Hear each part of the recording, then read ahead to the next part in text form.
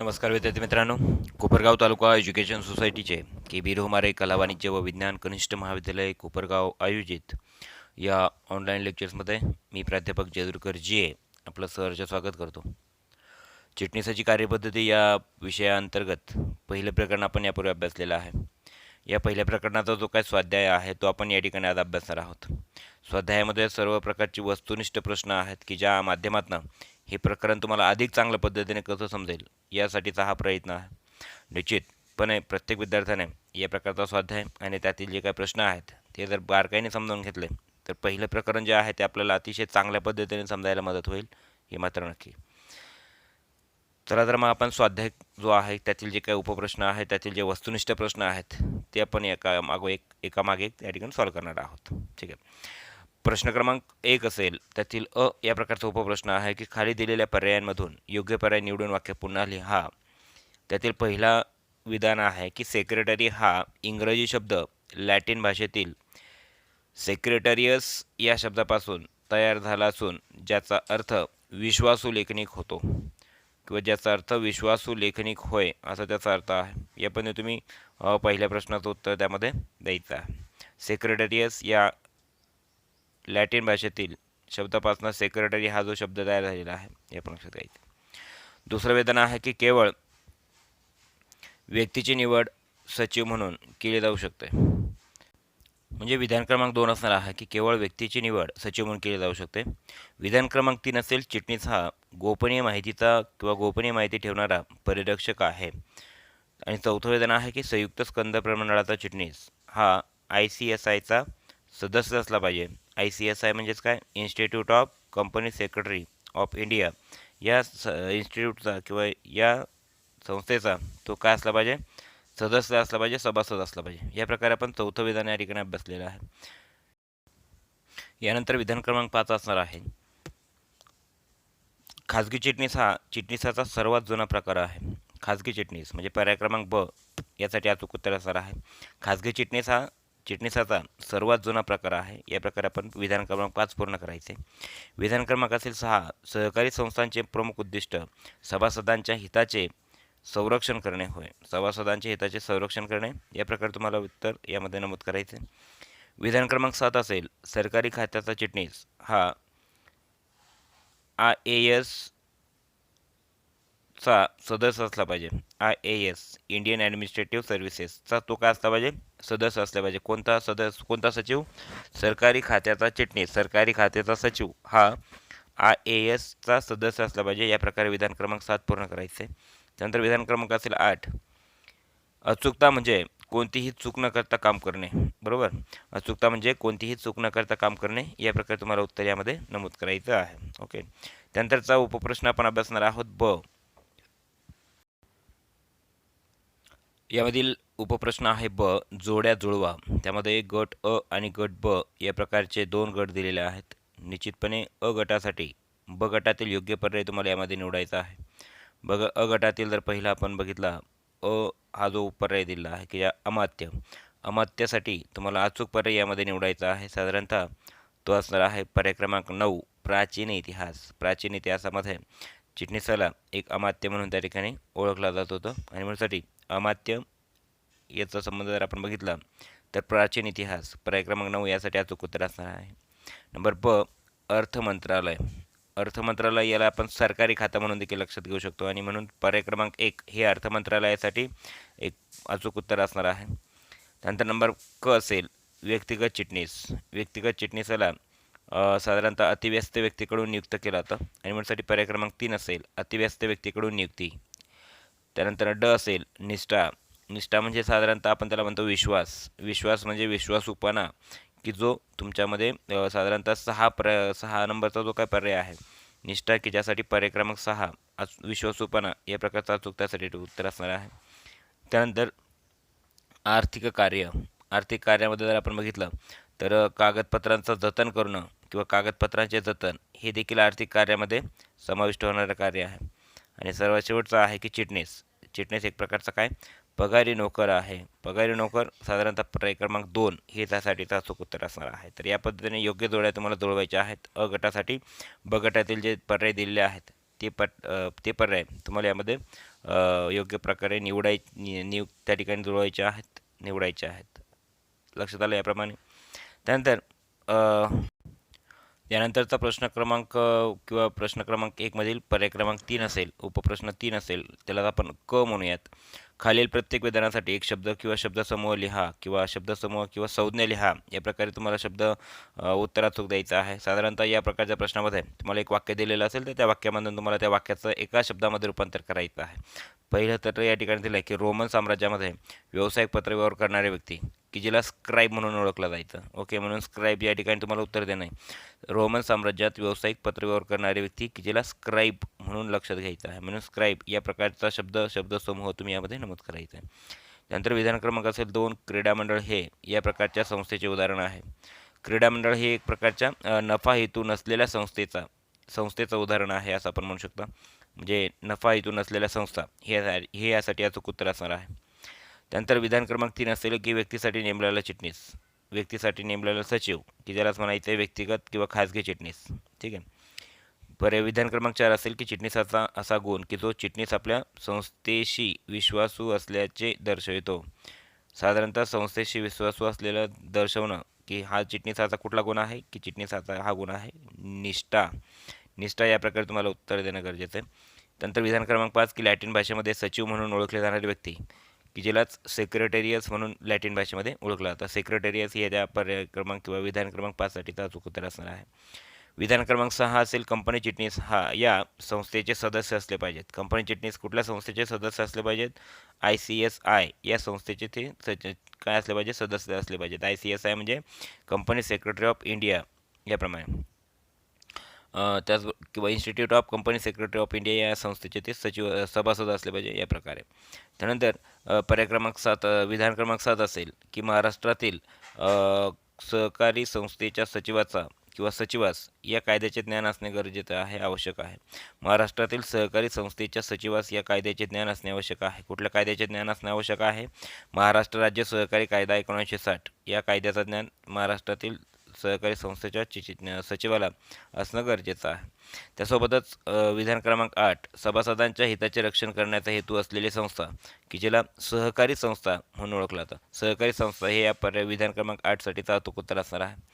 त्यानंतर आपण अभ्यासू आहोत साधारणतः उपप्रश्न ड. खालील विधाने बरोबर की चूक ते लिहा. आता पहिलं विधान जर आपण या ठिकाणी अभ्यासलं तर चिटणीस केवळ पत्र लेखनाचे काम करतो, तर हे विधान देखील चूक आहे. त्यानंतर दुसरं विधान आहे की सरकारी खात्याचा चिटणीस हा सर्वात जुना चिटणीसाचा प्रकार आहे. दुसरं विधान जर आपण बघितलं तर हे देखील विधान चूक आहे, कारण सरकारी खात्याचा चिटणीस हा काय फार प्रकार नाही आहे. व्यक्तिगत चिटणीस हा जुना प्रकार आहे. त्यानंतर तिसरं विधान आहे की चिटणीसाने संस्थेबद्दल गोपनीयता बाळगली पाहिजे. हे विधान मात्र बरोबर आहे. ठीक आहे, चिटणीसाने आपल्या संस्थेविषयी गोपनीयता बाळगली पाहिजे. यानंतरचं चौथं विधान आहे की चिटणीस हा दैनंदिन आणि प्रशासकीय कार्य पार पाडतो. साधारणतः चिटणीस हा दैनंदिन आणि प्रशासकीय कामे पार पाडतो, हे विधान बरोबर आहे. विधान क्रमांक 5 असेल की चिटणीस हा पगारी नोकर असतो. हे देखील विधान बरोबर आहे. पर्याय क्रमांक 6 असेल चिटणीस हा प्राचीन काळातील रोमन शब्द आहे. हे विधान चुकीचं आहे की प्राचीन काळातील रोमन शब्द नाही येतो, हे आपण लक्षात घ्यायचं. विधान क्रमांक असेल 7 चिटणीसाला संगणकाच्या ज्ञानाची गरज नसते. हे देखील विधान चुकीचं आहे. आणि 8वं विधान आहे की सांस्कृतिक मंडळ हे सरकारी खात्याचे उदाहरण आहे. हे देखील विधान काय आहे? चुकीचं आहे की सांस्कृतिक मंडळ हे नफा नसलेल्या संस्थेचा किंवा नफा हेतू नसलेल्या संस्थेचं उदाहरण आहे. या प्रकारे आपण लक्षात घ्यायचं. तर या पद्धतीने आपण प्रश्न क्रमांक 1 मधील उपप्रश्न जो काय आहे ड तो अभ्यासलेला आहे. यानंतर प्रश्न क्रमांक 1 मधील गटात न बसणारा ई या प्रकारचा जो उपप्रश्न आहे तो आपण अभ्यासतोय. गटात न बसणारा शब्द शोधा. आता गटात न बसणारा शब्द की यामध्ये पहिला जर आपण बघितला सेक्रेटेरियस, स्क्राईब, ICSI आणि चिटणीस या प्रकारचे तुम्हाला पर्याय दिलेले आहेत. तर त्यामध्ये सेक्रेटेरियस, स्क्राईब किंवा चिटणीस यापैकी ICSI ही जी संस्था आहे हा गटात न बसणारा शब्द आहे, हा आपण ओळखायचा आहे. त्यानंतर नंबर 2 असेल नेतृत्व शक्ती, IAS आणि मुत्सद्दीपणा. आता नेतृत्व शक्ती, IAS आणि मुत्सद्दीपणा, तर यामध्ये देखील IAS या प्रकारचा शब्दसमूह हा काय आहे? गटात न बसणारा शब्द आहे. याप्रमाणे IAS हा शब्द आपण बाजूला काढायचा आहे. गटात न बसणारा शब्द म्हणून. त्यानंतर प्रश्न क्रमांक 1 मधीलच फ या प्रकारचा उपप्रश्न आपण अभ्यासतोय.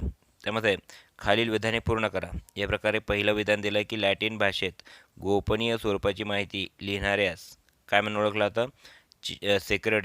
सेक्रेटरियस म्हणून गोपनीय माहितीचा परिरक्षक किंवा गोपनीय माहिती त्या ठिकाणी लिहिणाऱ्यास सेक्रेटरियस म्हणून ओळखलं जातात. याप्रमाणे म्हणूनसाठी विधान काय असणार आहे? लॅटिन भाषेत गोपनीय स्वरूपाची माहिती लिहिणाऱ्यास सेक्रेटरियस म्हणतात. त्यानंतर विधान क्रमांक 2 असेल, चिटणीसाचा सर्वात जुना प्रकार की ज्याला खाजगी किंवा वैयक्तिक चिटणीस होय या प्रकारे तुम्ही लक्षात घेऊ शकता. चिटणीसाचा सर्वात जुना प्रकार खाजगी वैयक्तिक चिटणीस होय या प्रकारे विधान पूर्ण करायचे. तिसरं विधान आहे की कंपनी चिटणीस हा ICSIचा सभासद असला पाहिजे. त्यालाच म्हणायचं institute of company secretaries of इंडियाचा तो सभासद असला पाहिजे. या सर्व गोष्टींनी आपण जो काही उपप्रश्न आहे फ तो आपण पूर्ण केला आहे. त्यानंतर प्रश्न क्रमांक 1 मधील उपप्रश्न क्रमांक ग हा आपण अभ्यासतो की कंसातील अचूक पर्याय निवडा. आता कंसातील अचूक पर्याय तुम्हाला यामध्ये निवडायचे. साधारणतः यामध्ये तुम्हाला पहिला जो काही दिला आहे गट अ आणि गट ब. गट अ मध्ये पहिल्या ठिकाणी या ठिकाणी रिक्त जागा आहे, मात्र उजव्या ठिकाणी व्यक्तिगत चिटणीस म्हटलं आहे. तर त्यासाठी अचूक तुम्हाला पर्याय असणार आहे की अतिव्यस्त व्यक्तींकडून नियुक्ती. अतिव्यस्त व्यक्तींकडून कोणाची नियुक्ती केली जाते? व्यक्तिगत चिटणीसाची नियुक्ती केली जाते. म्हणून अतिव्यस्त व्यक्तींकडून नियुक्ती या प्रकारे गट अ मध्ये तुम्हाला उत्तर नमूद करायचे. नंबर 2 असेल यामध्ये सरकारी खात्याचा चिटणीस. सरकारी खात्याचा चिटणीस की ज्यासाठी तुम्हाला तो IAS अधिकारी किंवा IASचा सदस्य असला पाहिजे. या प्रकारे तुम्हाला IAS याप्रमाणे अचूक उत्तर यामध्ये ब गटामध्ये नमूद करायचे सरकारी खात्याचा चिटणीसच्या समोर. त्यानंतर नंबर 3 असेल ICSIचं जर म्हटलं तर त्यासमोर उत्तर असणार आहे कंपनी चिटणीस. ICSIच्या समोर आपण उत्तर लिहितो आहोत कंपनी चिटणीस. आणि रोमन साम्राज्य याच्यासमोर तुम्हाला किंवा रोमन साम्राज्य हे या ठिकाणी अचूक उत्तर द्यायचे की स्क्राईब. जो उजव्या बाजूला तुम्हाला गट ब यामध्ये दिलेला आहे स्क्राईब हा जो वापरला जाणारा शब्द आहे तो रोमन साम्राज्यामध्ये वापरला जाणारा शब्द होता. या पद्धतीने तुम्हाला अचूक पर्याय यामध्ये नमूद करायचे होते. ठीक आहे. यानंतरचा जो काय उपप्रश्न आहे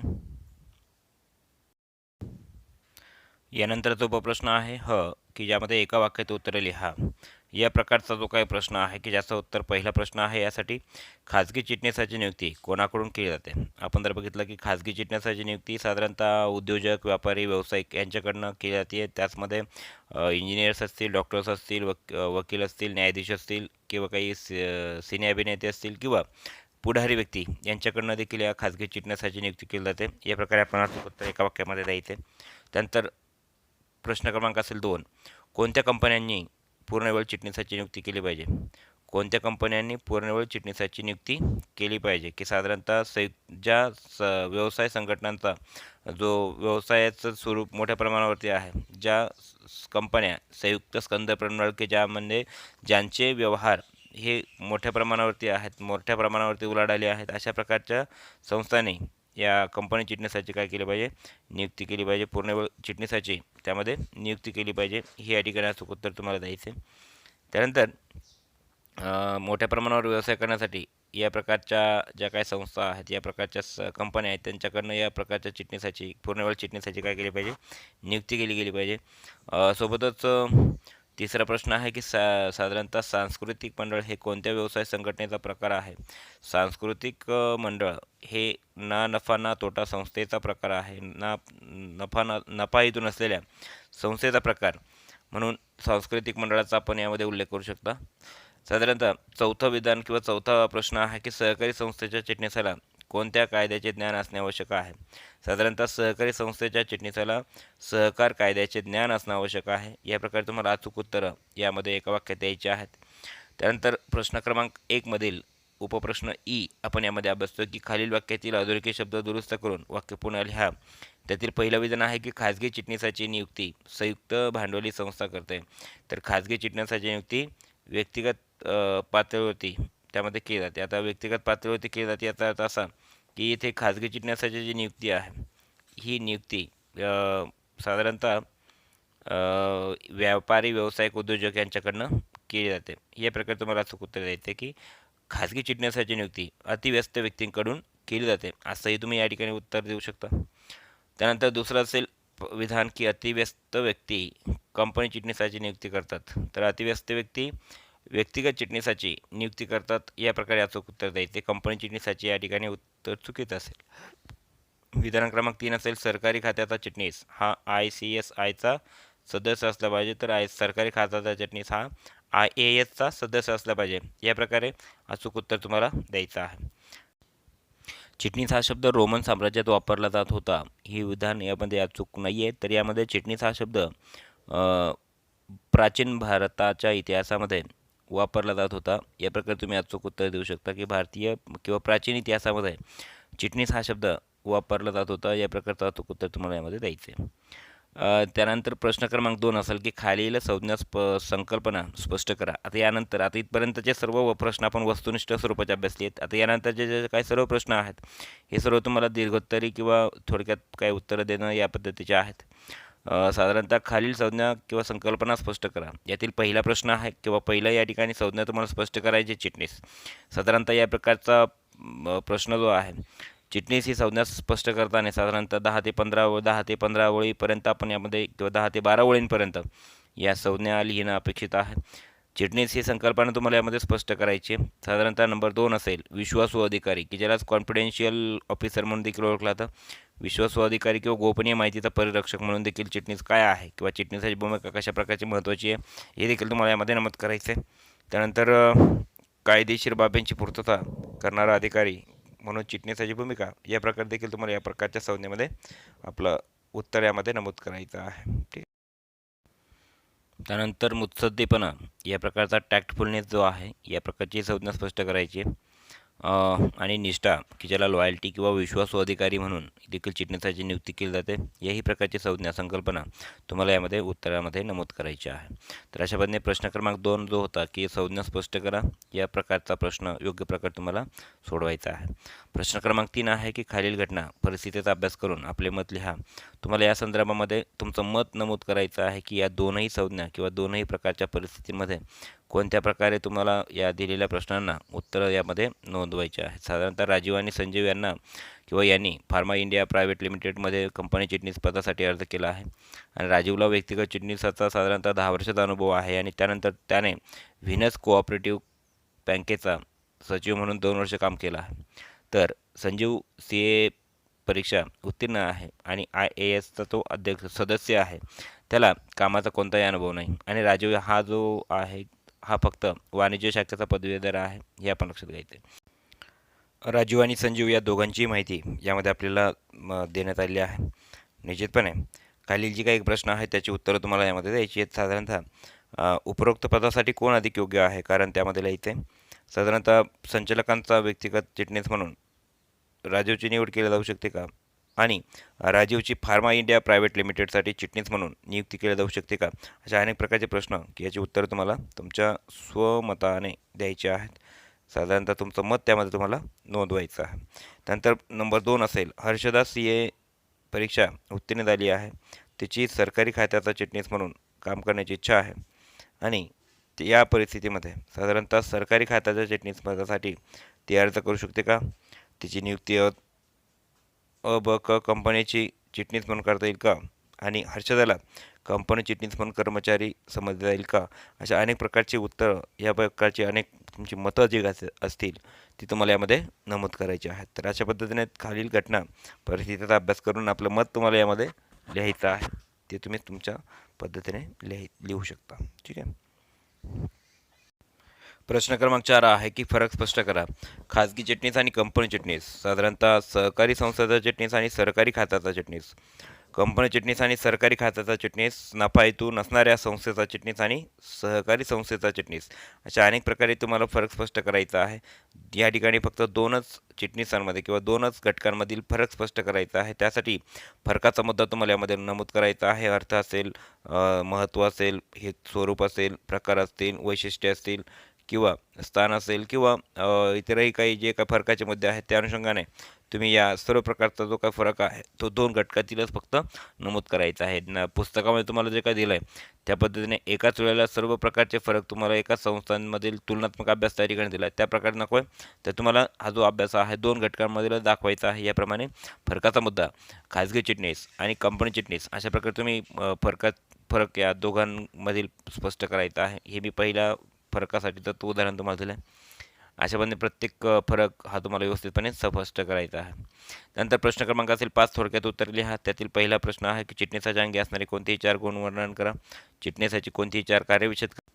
त्यानंतर चिटणीसाची कोणतीही 4 वैशिष्ट्ये नमूद करा, स्पष्ट करा. या प्रकारचे प्रश्न थोडक्यात तुम्हाला यामध्ये त्याची उत्तरं द्यायची. थोडक्यात याचा अर्थ असा की साधारणतः 10 ते 15 किंवा 10 ते 12, 13 किंवा 15 ओळींपर्यंत तुम्हाला यामध्ये उत्तरं देणं अपेक्षित आहे. त्यामुळे आपण या पद्धतीची सर्व म्हणजे 15 ते 20 ओळींपर्यंत म्हटलं तरी चालेल.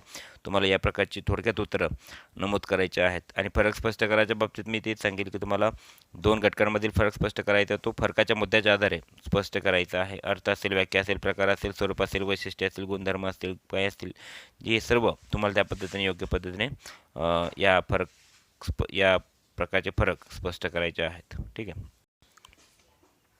प्रश्न क्रमांक 6 असणार आहे की खालील विधाने सकारण स्पष्ट करा. साधारणतः पहिलं विधान आहे की चिटणीसाने किंवा चिटणीसाचे व्यक्तिमत्व विनम्र आणि आनंदी असणे आवश्यक आहे. यावरती देखील तुम्हाला तुमचं वैयक्तिक मत किंवा त्या ठिकाणी स्पष्ट करायचे.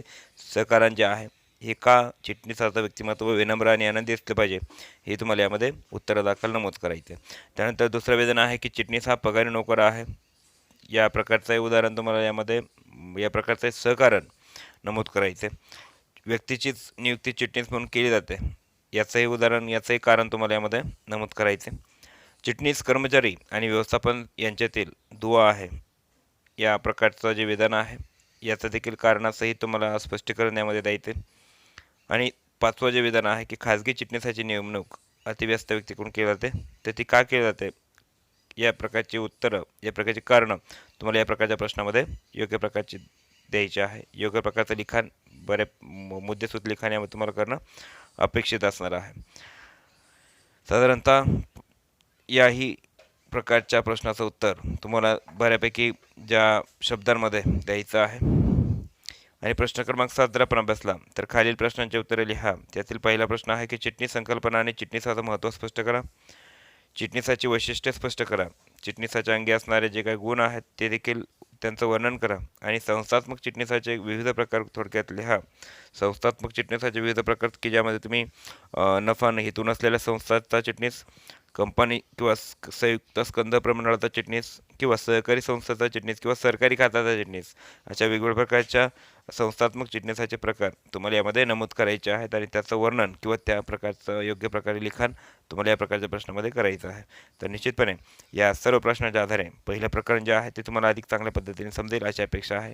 आपणही सर्व विद्यार्थ्यांनी हा स्वाध्याय या ठिकाणी लक्षात घेतला, ऐकला आणि प्रश्नांची उत्तरं समजून घेण्याचा प्रयत्न केला. आणि या सर्व प्रकारच्या स्वाध्यायाला तुमच्या वहीमध्ये तुम्हाला नमूद करायचं आहे. आणि या अनुषंगाने निश्चितच तुम्हाला पहिलं प्रकरण अधिक चांगल्या पद्धतीने समजायला मदत होईल अशी माझी अपेक्षा आहे. ठीक आहे. यानंतरच्या व्हिडिओमध्ये प्रकरण क्रमांक 2 आपण अभ्यासणार आहोत. त्याचं नाव असणार आहे संयुक्त भांडवली संस्था, की ज्याला संयुक्त स्कंद प्रमंडळ किंवा कंपनी म्हणून देखील ओळखलं जातं. तोपर्यंत धन्यवाद.